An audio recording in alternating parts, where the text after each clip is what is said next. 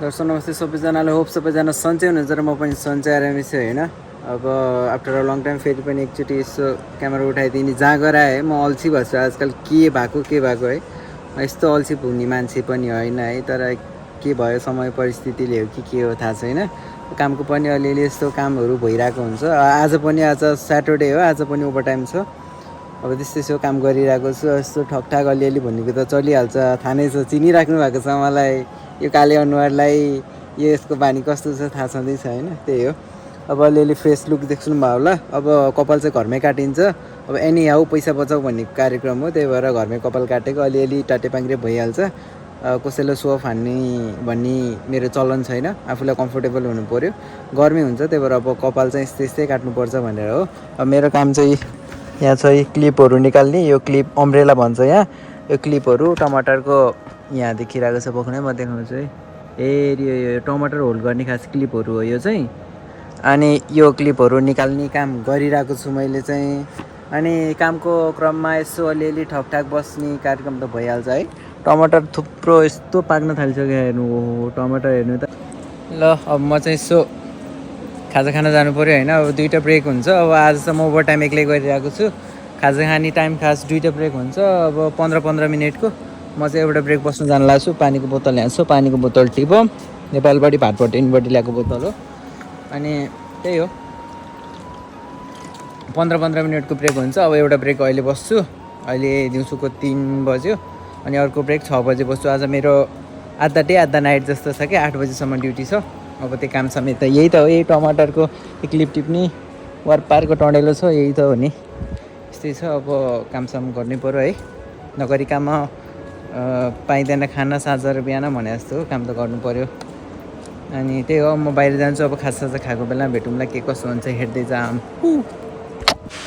So हाम्रो चाहिँ यो खाजा खाने ठाउँ हो, मैले पहिला नै देखिसकेको थिएँ होइन।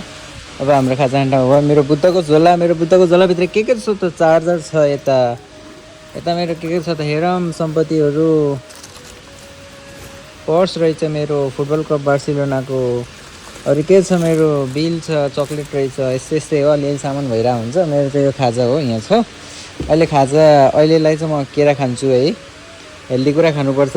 अनि अहिले पछि चाहिँ पास्ता खान्छु, यस्तै छ। अब खानाको लागि कमाउने हो, तर खानाको लागि चाहिँ कहिले पनि मन मार्नु हुँदैन है। ज्यान मारेर कहिले पनि काम पनि गर्नुहुन्न, खानु चाहिँ पर्छ। त्यस्तै हो।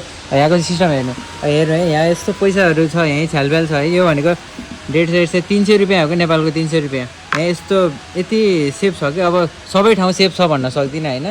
अब धेरै जस्तो ठाउँ चाहिँ अलिक सेफै छ, यहाँको मान्छे मात्रै छ भने चाहिँ त्यस्तो चोरी यताउता चाहिँ हुँदैन है। मलाई चाहिँ लास्ट सेफ लाग्छ, किन भन्दाखेरि हामी पनि कहिले काहीँ ढोकाको चाबी नलागे हिँड्दा पनि हाम्रो 1 वर्ष लगभग भयो, यो महिना 1 वर्ष हुन्छ, तर पनि अहिलेसम्म चोरी भएको रेकर्ड केही पनि छैन। यहाँ पनि मान्छेहरूले पैसा यस्तै छ्यालब्याल छोडिरहेको हुन्छन् होइन, सबै सामानहरू यस्तो हुन्छ, तर पनि चोरी भएको हुँदैन है। त्यही भएर अलिकति तैबिसेक नेपालीहरू चाहिँ अलिकति सेफ लाग्छ मलाई चाहिँ कन्ट्री चाहिँ, त्यस्तै छ। अब खाजा खाम अनि अहिले भेटौँला के कसो हुन्छ। सो यहाँ भुसाल्ने काम पनि छ होइन मेरो, अब त्यो पनि गर्नै पऱ्यो। अब गमबुट लगाऊँ है, गमबुट लगाएर अब टक्क अनि त्यहाँ हाल्न जानुपर्छ। महिनामा लाख कमाउँछ भन्छ नि होइन, लाख कमाउने मान्छेको हालत कस्तो हुन्छ थाहा? म मोजा देखाउँछु है। म आफ्नो हालत देखाउन कहिले पनि लजाउँदिनँ। मोजाको हालत यस्तो छ हेर्नु, लाख कमाउने मान्छेको खुट्टामा लगाउने मोजाको हालत यस्तो छ कि, एउटा मात्रै होइन मेरो 2टै मोजाको हालत यस्तो छ। यस्तो छ हेर्नु हालत हेर्नु। तर पनि आग लगे चाहे बस्तीमै मेरो यता मस्तीमै भने जस्तो यस्तै छ। यस्तै नै चलिरहन्छ जिन्दगी नै होइन। आफ्नो हालत देखेर कहिले पनि लजाउनु हुँदैन। जे हो रियालिटी त्यही हो नि त होइन। म यस्तरी नै चलिरहेको छु, मलाई यस्तरी नै भइरहेको छ भने वाइ नट कोकोनट है, त्यस्तै छ। अब म यसो भुसुस हाल्छु, यहाँ यो खाल्टो छ, उता पनि छ, दुईतिर हालौँ के कसो हुन्छ अहिले भेटौँला है।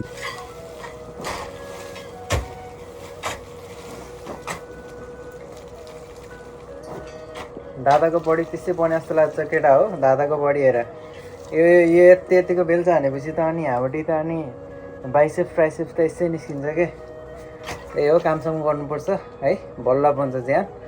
काम र खुवाइ भएपछि चाहिँ ब्यालेन्समा हुन्छ क्या ज्यान चाहिँ। त्यही कारण हो मेरो चाहिँ ज्यान अलिकति ब्यालेन्स नै छ होइन। हात पाखुरा चाहिँ अलिकति बलियै छन्, त्यही भएर त हामी जस्तो लाग्छ बेला बेला, तर आवेशमा आउनुहुन्न कहिले पनि। कामको बेला मात्रै अलिअलि खाएपछि भर गर्नुपर्छ, अरू बेला त्यस्तो हुनुहुन्न। त्यही हो, काम गर्छु एकछिन यसो।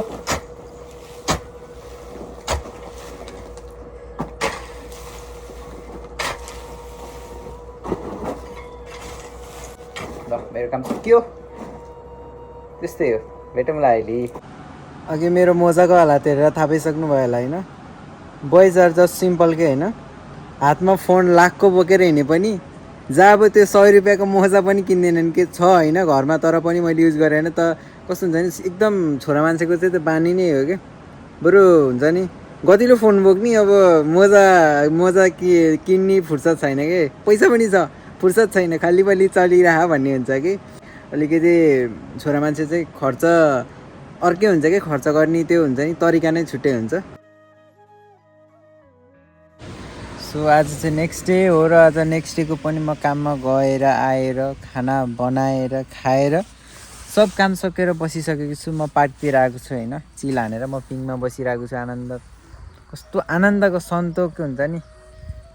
बेलुका सुखको भोजन खाइयो होइन, दिनभरिको दुःख पछिको सुखको भोजन खाइयो। अहिले म पार्कमा आनन्द बसिरहेको छु। मेरो सहयात्री 2 पाङ्ग्रे साइकल पार्कमा छु। मौसम यस्तो छ र म यहाँ छु। त्यति छ, दिनहरू यस्तै नै चलिरहेको हुन्छ होइन। नथिङ न्यू, जो रेगुलर जे सधैँ एउटै हो कि, सधैँ एउटै कुरा रिपिट भइरहेको छ। यस्तै छ जिन्दगी, यस्तै चलिरहेको छ। अब होप केही नयाँ केही आउँछ जिन्दगीमा छिटै नै।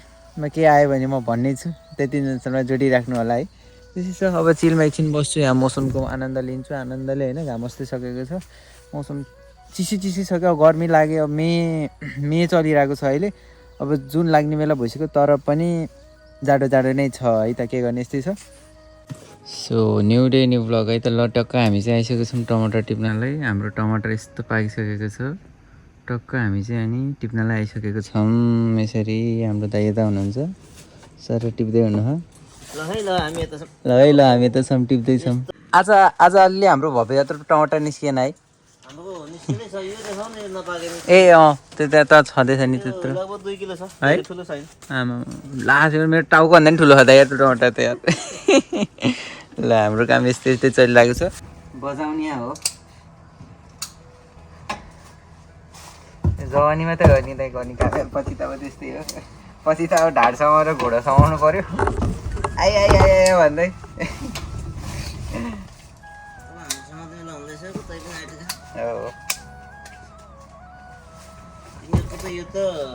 के अरे ढुङ्गा बजाउनु मेरो दाइ,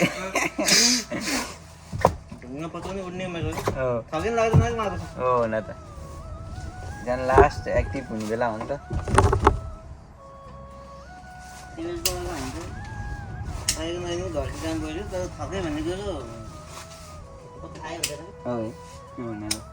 हतपत्त थाकेर ल उफ भनेर चाहिँ आलस्य बनाएर चाहिँ बस्न मन लाग्दैन कि।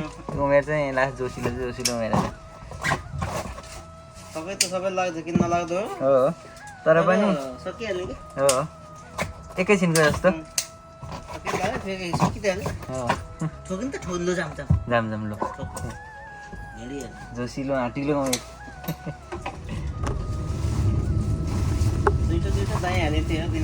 दिनमा है बेलुका भात खाएर गएर एउटा उज्यालो मात्रै भ्याइदियो नि, फेरि बिहानबाट फेरि गएको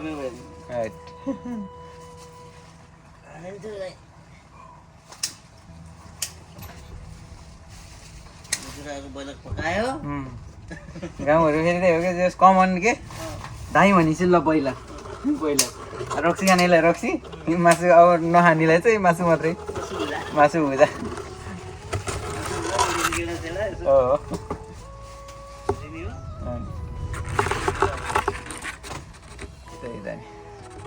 गाउँतिरको त मजै छुट्टै छ नि। अब गाउँ र बजारको जीवन एक हिसाबले अब हुन्छ नि, आफ्नो पछि है। एक पछि एउटा गाउँको राम्रो छ, एक पछि बजारको राम्रो, कुनैको राम्रो कुनैको नराम्रो। बसोबासको हिसाबले गाउँ ठिक हो, अब सेवा सुविधा नभएको हिसाबले त गाउँ ठिक होइन, फेरि बजारै ठिक हो। समयअनुसार अपडेट हुन नि पऱ्यो होइन, सधैँ अब गाउँकै मान्छे हो गाउँले भनेर पनि भएन। त्यति सुविधा पाइएन। आफूले हुन्छ नि जुन खोजेको चिज चाहिने एकदम, जुन एकदम साधारण सिम्पल जीवन बिताउनलाई पनि चाहिने पूर्वाधारहरू नै पुग्दैनन् कि